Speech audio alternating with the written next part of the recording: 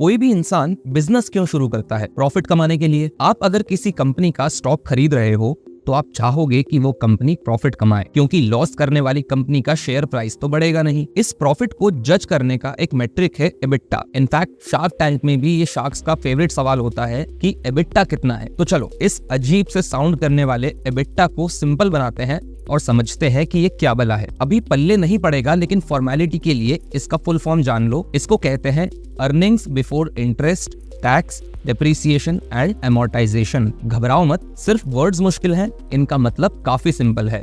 तो वीडियो को ध्यान से देखो। बाय द वे, मैं वीडियो के एंड में एक क्वेश्चन पूछूंगा टू चेक आपने कितना समझा। सो वीडियो को आखिरी तक देखना। तो एग्जाम्पल से समझते हैं। आपको मेरी कंपनी के बारे में पता ही है, अंशुल आचार लिमिटेड, जो कि ऑब्वियसली अचार बनाती है। आज हम इसका एबिटा निकालेंगे। तो लास्ट ईयर की बात करूं तो मेरी कंपनी ने 2 करोड़ का अचार बेचा था। तो 2 करोड़ हमारा रेवेन्यू है, या देसी लैंग्वेज में कहें तो हमारा 2 करोड़ का गल्ला हुआ था। अब ये मेरा पूरा प्रॉफिट तो है नहीं, क्योंकि इसमें से खर्चा भी माइनस करना पड़ेगा। तो 2 करोड़ का जो मैंने अचार बेचा उसको बनाने में मेरा खर्चा आया 1 करोड़। इसमें raw materials, labour cost etcetera सब आ गया, जो भी इसके प्रोडक्शन में डायरेक्टली इन्वॉल्व था। इसको बोलते हैं कॉस्ट ऑफ गुड्स सोल्ड। फिर मैंने इंस्टाग्राम पे इसके एड्स भी चलाए थे, तो मेरा मार्केटिंग एक्सपेंस था लगभग 10 लाख। उसके बाद मेरा ऑफिस है, वहां पे एक एडमिन है एक्सेट्रा, उन सबका खर्चा मिला के भी आ गया 10 लाख। तो मेरा ऑपरेटिंग रेवेन्यू था 2 करोड़ और मेरे ऑपरेशनल एक्सपेंसेस हो गए 1 crore 20 lakh. Now EBITDA is nothing but operating revenue minus operating expenses, मतलब हमारा EBITDA हो गया 80 लाख। नाउ इसमें से हमने टैक्स वगैरह कुछ भी नहीं काटा है, तो बेसिकली EBITDA हमारा प्रॉफिट होता है कुछ चीजों को डिडक्ट करे बिना। और वो चीजें क्या हैं? पहली, इंटरेस्ट।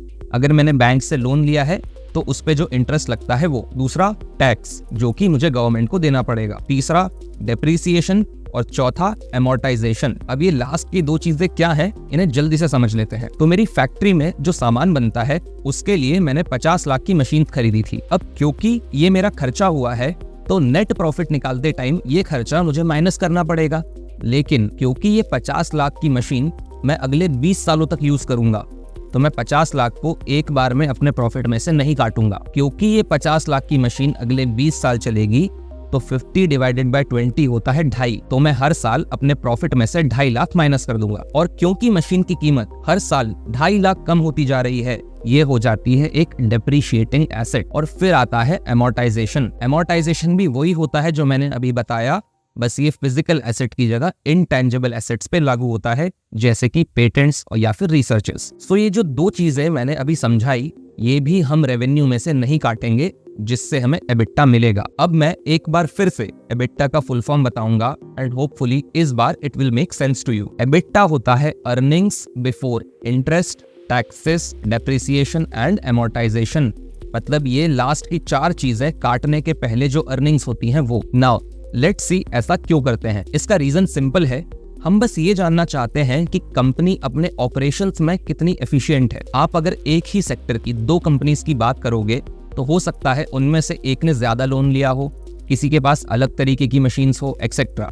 लेकिन मेन कंपैरिजन जो आप करना चाहते हो वो ये है कि एक कंपनी कितनी एफिशिएंटली एंड प्रोडक्ट बना पा रही है और उस पे उसने कितना पैसा बनाया। और एक चीज जो मैं आपको हर बार बोलता हूँ, आप जब भी एबिटा या फिर कोई भी फाइनेंशियल मैट्रिक कंपेयर करो तो मेक श्योर आप सेम सेक्टर की कंपनीज के बीच में कंपैरिजन कर रहे हो, ताकि कंपैरिजन फेयर हो और आपकी इवैल्यूएशन मीनिंगफुल हो। नाउ लेट्स चेक आपने कितना समझा। अगर फाइनेंशियल ईयर 2022 में मेरा रेवेन्यू 1 करोड़ था, मेरी कॉस्ट ऑफ गुड्स थी 50 लाख और बाकी ऑपरेशनल एक्सपेंसेस थे 10 लाख, तो मेरा एबिटा कितना हुआ? कमेंट्स में मुझे आंसर बताओ। अगर सही हुआ तो आई लेट यू नो। और हाँ, चैनल को सब्सक्राइब कर लेना to keep learning new things about finance, and I will see you in the next one.